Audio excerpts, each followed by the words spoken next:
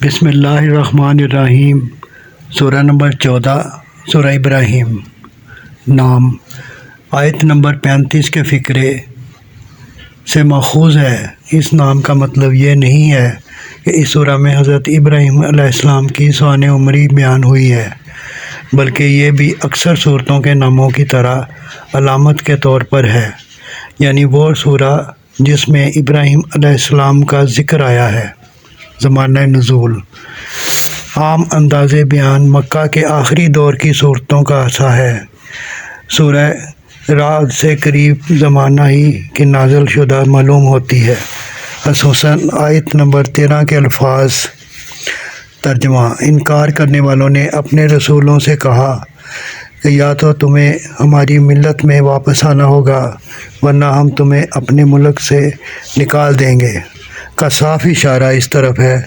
کہ اس وقت مکہ میں مسلمانوں پر ظلم و ستم انتہا کو پہنچ چکا تھا اور اہل مکہ پچھلی کافر قوموں کی طرح اپنے ہاں کے اہل ایمان کو خارج البلد کر دینے پر تل گئے تھے۔ اسی بنا پر ان کو وہ دھمکی سنائی گئی جو ان کے رویے پر چلنے والی پچھلی قوموں کو دی گئی تھی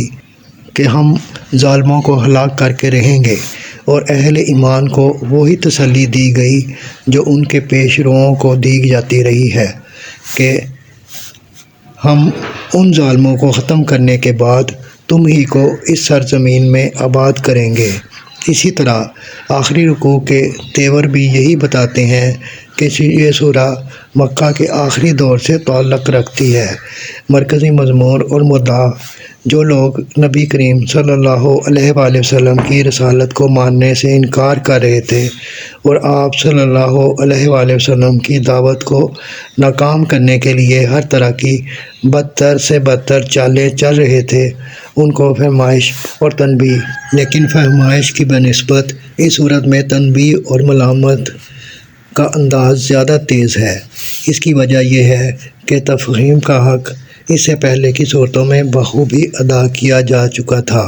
اور اس کے باوجود کفار قریش کی ہٹ درمی، عناد، مزاحمت، شرارت اور ظلم و ستم میں روز بروز اضافہ ہی ہوتا چلا جا رہا تھا۔